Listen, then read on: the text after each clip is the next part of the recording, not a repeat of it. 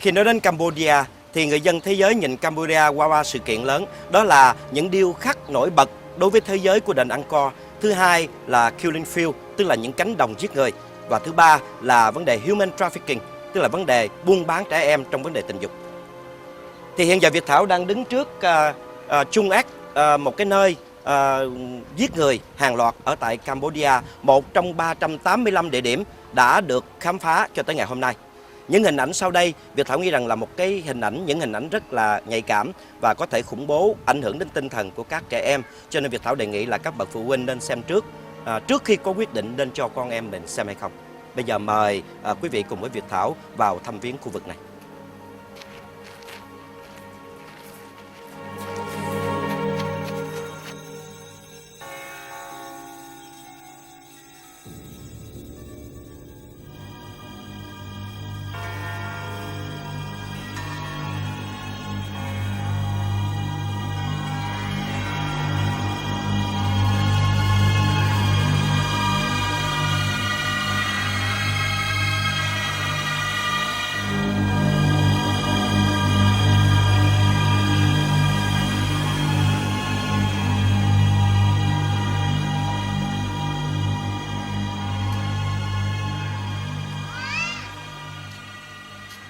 Hiện giờ tại Cambodia người ta đã khai quật và khám phá ra tất cả là 385 cái Killing Field.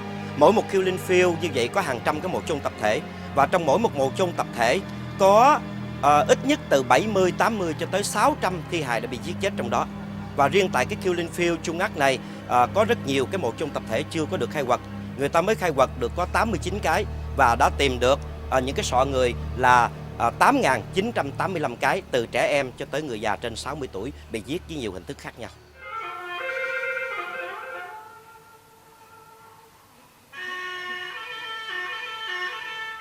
Khi đến nơi cái Killing Field đầu tiên thì Việt Thảo nghĩ rằng nơi đây chắc là những cái người có dính líu tới chính quyền cũ hay là những người lớn có làm cái gì đó tội ác đối với cái chế độ Pol Pot cho nên mới bị giết.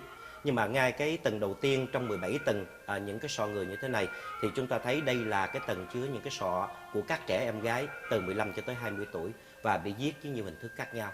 Không phải giết chết một cách ngọt để cho người ta bớt đau đớn, mà là với nhiều hình thức mà có thể tạo đau đớn, chẳng hạn như đây là cái sọ của một em bé gái đã bị một cái vết chém ngay phía trên đầu. Đó, còn đây một cái vết thẹo dài. Em bé này lại chết với hình thức khác hơn là nó dùng đồ để đập bể ngay phía trước trán mà chết. Còn em bé này thì bị bắn cái vết đạn bắn ngay từ phía sau bắn tới mà bị chết. Đó, ở phía dưới này là những cái quần áo của các em của những người bị giết chết mà sau mấy mươi năm người ta vẫn còn tìm lại được, đây chỉ một phần nhỏ mà thôi. Hiện giờ cũng được trưng bày ở nơi này.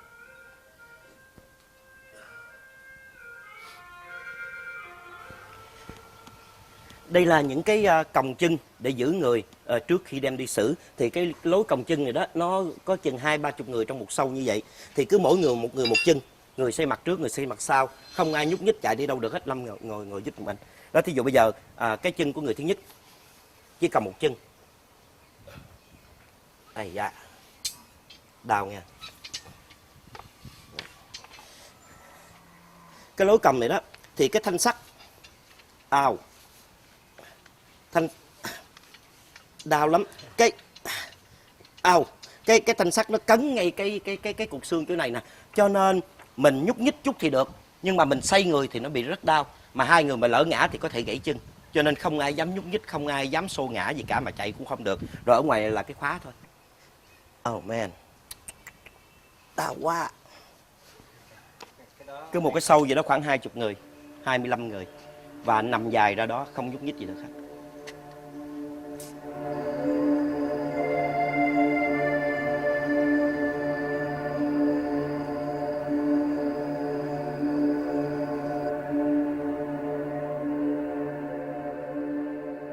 Phía sau là cái đài tưởng niệm, người ta chỉ mới xây cất sau này thôi. Còn ở đây là cái khu vực gọi là Killing Field, gồm có những nấm mồ chôn tập thể. Những cái hố sâu như thế này đó là những cái chỗ người ta đã khai quật rồi để đào lên, lấy những cái xác người cũng như cái sọ người lên.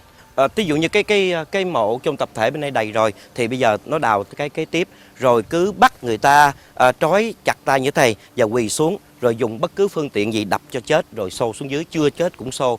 Mà mỗi một ngày trung bình đó là giết có chừng 300 người hoặc là hơn. Mà thậm chí rằng nếu mà họ giết bằng cách đập mà mỏi tay quá đến độ họ không đập nữa, họ ngừng lại để ngày mai đập tiếp. Cứ như vậy mà làm mỗi ngày như vậy. Mỗi một cái mộ chôn như vậy mỗi ngày phải giết ít nhất 300 người. Thông thường khi người ta bước vào một cái nghĩa trang thì người ta sợ đủ thứ sợ hết. Sợ ma, sợ quỷ. Nhưng mà ở đây còn hơn một cái nghĩa trang. Nghĩa trang là nơi có những nấm mồ người ta chôn cất trong hòm đàng hoàng, từng khu vực, từng học một. Còn ở nơi đây rải rác khắp nơi. Và có một cái mồ mà chôn hàng mấy trăm người trong đó. Và ngay cả trên bước đường đi của chúng ta là đầy rẫy xác người. Nhưng mà chúng ta không có cái nỗi lo sợ gì cả. Vì cái tình thương và cái tội nghiệp đối với những người đã bị chết rồi làm cho lấn áp đi tất cả những cái sợ hãi của mình. Đây nè, ở đây xương trắng hết trơn nè. Xương không? Mà nếu cái xương này nó nằm rải rác nhiều như thế này cho thấy rằng không phải chỉ có một người. Mà ở đây hàng đống người nằm chết ở đây mà rã thịt ra còn lại xương trắng như thế này. Đây là cái nơi mà có hàng trăm trẻ em đã bị giết chết mà thảy xuống đây. Cái giết chết không phải bằng dao, bằng súng, mà những trẻ em nhỏ đó không có, nó chỉ cầm hai cái chân của em hay một cái chân em, rồi chỉ quất vào trong cái cây này cho đứa bé bị bể đầu mà chết. Nó cầm nó đập em bé chết chỗ này, khi đập chết xong rồi là quăng xác vào trong cái mồ chôn này. Thì năm 1979 sau khi mà lật đổ cái chế độ Khmer Đỏ của Pol Pot thì người ta vào đây thấy cái cây này đó từ ở trên xuống dưới còn đẫm máu đầy hết và mùi tanh của máu còn rất lâu dài. Thì đương nhiên sau mấy mươi năm thì cái mùi tanh không còn, máu không còn nữa. Nhưng đây là một cái cây mà nó gọi là killing tree, cái cây giết người để nhằm đập chết những cái trẻ em bằng hình thức là nắm chân để đập vào và quăng xác vào đây.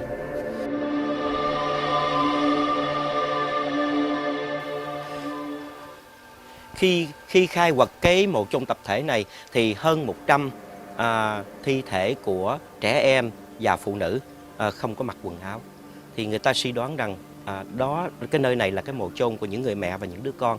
Người mẹ có thể bị đập chết, bị bắn chết, và những đứa trẻ thì dùng hình thức là nắm chân đập đầu vào cái cây chết rồi mới liệng xác xuống đây. Đây là những cái dây còn sót lại. Cái dây này là dùng để cột tay người ta, cột trói ngoặt vào phía sau. Mắt thì bị bịt kín lại để không thấy. Trong khi đó trên cái cây thì loa phóng thanh phát ra nhạc lớn đến độ là những người bị đập chết hay bị giết chết hay cái tiếng la hét mà những người khác không nghe được, để cho những người sắp sửa bị giết người ta không biết cái chuyện gì sẽ xảy ra. Kể từ khi đến cái khu vực Killing Field này thì mắt bị bịt kín và tay trói quặt phía sau như thế này. Và cái đây sợi dây này còn sót lại là cột bằng dây dù như thế này. Chung quanh đây chúng ta nhìn thấy những cái hố, những cái mộ chôn tập thể đầy rẫy khắp nơi. Ở phía bên kia là có một cái ao rất lớn, và xa bên kia nữa là một cái khu vực ao ở phía ngoài kia mà người ta cho rằng còn hàng mấy mươi cái mộ chôn tập thể mà chưa được khai thác.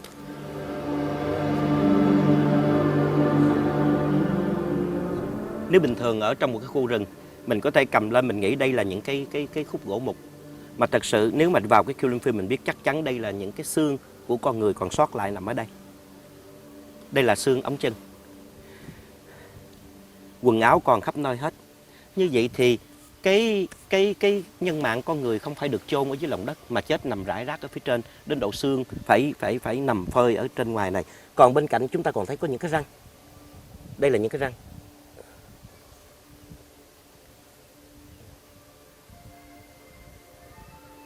Đây là những cái răng của con người.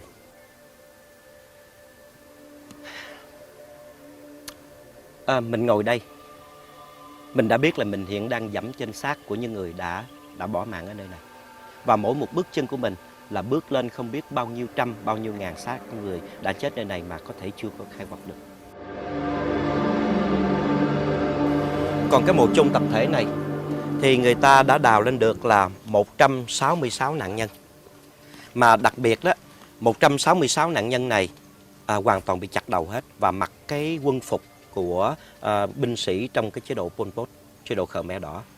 Thì người ta mới biết rằng đây là những người lính của trong quân đội Pol Pot và không có tuân chỉ theo cái lệnh đi chặt đầu hay đi đập chết người hay giết người, cho nên họ đã bị xử tử bằng cách chặt đầu, và ở đây chỉ có thân thể của họ, trong khi cái đầu thì bị gục xuống dưới cái hồ bên kia.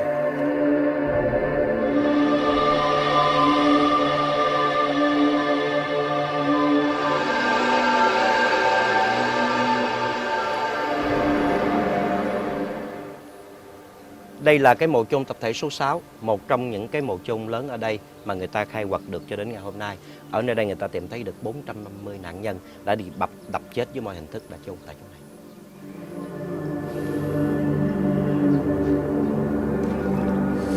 Có một điều đau thương hơn nữa là đây là cái cây thốt nốt. Đây là cây thốt nốt, là cái cây biểu tượng của đất nước Campuchia. Và đặc biệt của cái cây thốt nốt là cái lá nó có những cái gai bén. Thì ngay cả người nhiều quá đến độ giết không kịp, không dùng đạn, sợ tốn đạn, không dùng dao búa, rựa hay là cuốc xẻng vì không đủ. Cho nên người lính Pol Pot đã chặt cái tàu lá của cây thốt nốt này, rồi mới cột cái phía ở trên này làm cái cán để cầm, và dùng cái sống mà có những cái răng cưa như thế này, nó không phải là sắt, nó chỉ cứng thôi, và dùng cái đó để mà chặt cổ cái nạn nhân. Cái này chặt làm sao đứt được, cái dao chặt còn không đứt mà, thì sau khi chặt không đứt thì mới dùng cái này để cứa cho đến khi người đó chết. Cái tàn ác ở chỗ là nó làm cho con người đau đớn. Thí dụ như ở những đất nước văn minh, ngay cả nước Mỹ nó có những cái tiểu bang còn cấm cái hình luật xử tử hình, tức là không giết chết người, dù có tội nặng cỡ nào, chỉ là chung thân thôi. Còn nếu mà có tiểu bang nào mà còn áp dụng cái hình luật tử hình thì người ta cũng dùng những phương pháp rất nhanh để cho người chết không bị đau đớn. Chẳng hạn trong phòng hơi ngạt hay điện giật hay là dùng đạn bắn, nó rất nhanh thôi. Còn cái này thà cái dao bén như hồi xưa, một cái máy chém chặt xuống nó còn chết liền mau. Còn cái này chặt không đứt là đau đớn rồi khứa cho tới chết. Cái đó nó đau đớn biết bao nhiêu lần, hành hạ người ta trước khi chết.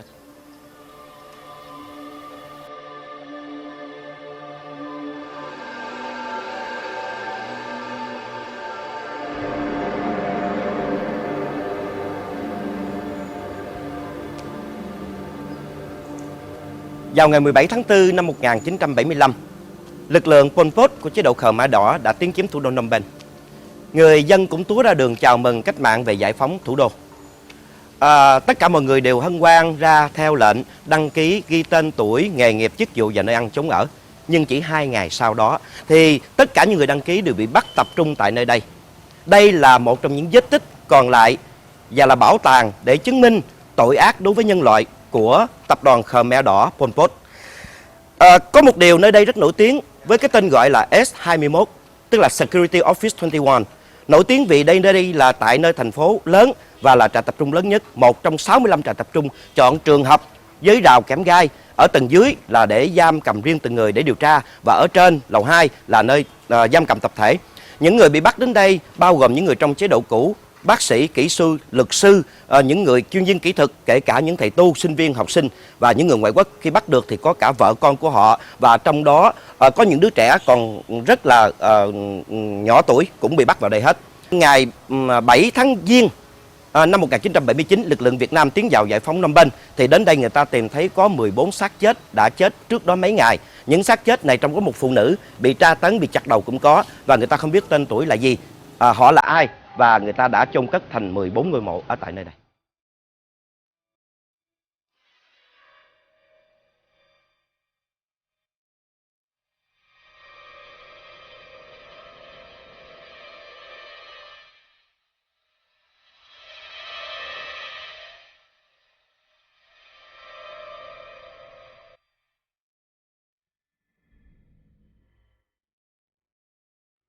Đối với tôi, đây là một cái trường học, có thể là một trường tiểu học, một trường trung học, vang lên những cái lời của thầy giáo dạy trẻ em, hay là những cái câu đọc bài của các học sinh. Nhưng mà cái trường học, nơi đào tạo, nơi giáo dục con người không còn nữa với chế độ Pol Pot. Và nơi đây đã biến thành những nơi không còn là dạy học, không còn tiếng trẻ thơ đọc bài, mà là tiếng la hét, tiếng đau đớn của những nạn nhân trong chế độ đó, bị tra tấn, bị tù đày, giam cầm, hành hạ như thế nào trong cái chế độ diệt chủng của Pol Pot. Cái hình ảnh này ghi lại cho thấy là cái người nằm trên chiếc giường này đã bị chết trước đó nhiều ngày, bị sình trương lên và tay vẫn bị trói chặt phía sau. Cái chân vẫn còn bị cùm vào. Đây là cái thanh sắt và cái cùm để cùm chân người đó nằm dài trên này. Còn cái thùng này đó là dùng cho cái người bị bắt đó để tiểu tiện trong đó.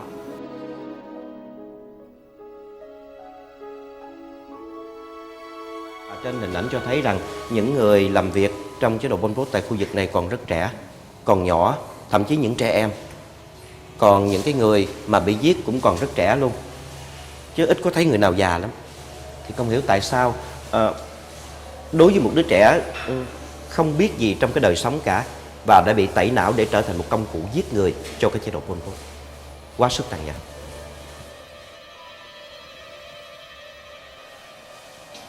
Ở trong chế độ Pol Pot thì tất cả những người phụ nữ đều bắt buộc phải cắt tóc ngắn, bum bê giống như kiểu người phụ nữ của Trung Hoa. Riêng người Việt Nam và người Việt gốc Hoa thì có những người vẫn để tóc dài. Và đây là hình ảnh những người Việt Nam đã bị giết chết trong chế độ Pol Pot ở tại nơi này. Đây là những người Việt Nam hết, còn người Việt gốc Hoa này. Và trong suốt 4 năm cầm quyền dưới chế độ Pol Pot, đã có hơn 200.000 người Việt Nam đã bị giết chết trên xứ Chùa Tháp.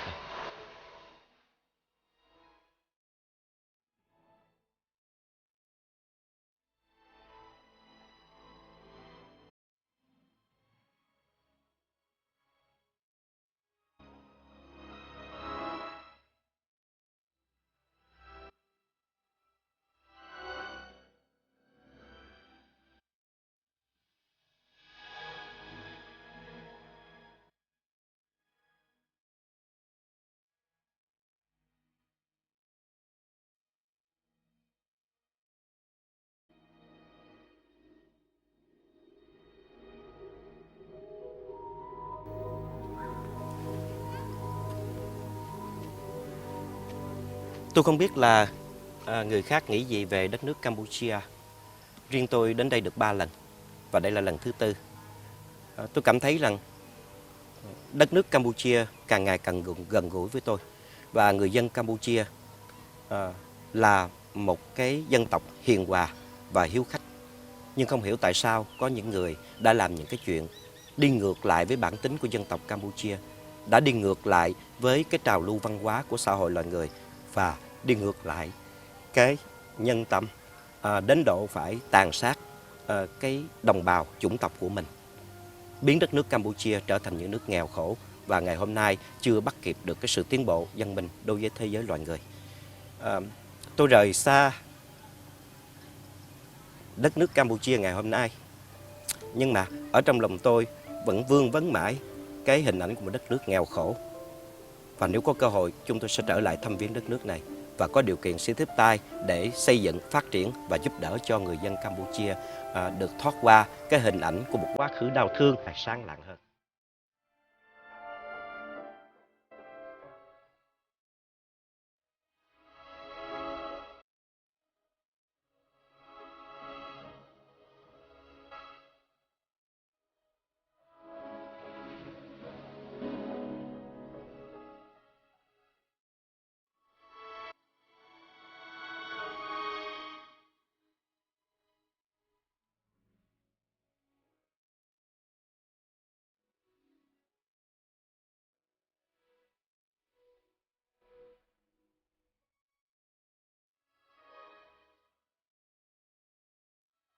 Dân số của người Việt Nam đã chiếm hơn 1/3 dân số Campuchia. Và ở riêng khu vực cầu Sài Gòn đã có hơn 1 triệu người Việt Nam sinh sống. Trải qua biết bao thế hệ, người Việt Nam đã sống hội nhập chung với người dân Campuchia, giống như là cây thốt nốt và cây dừa cùng mọc trên một cánh đồng vậy. Người Việt Nam ở Campuchia vẫn giữ được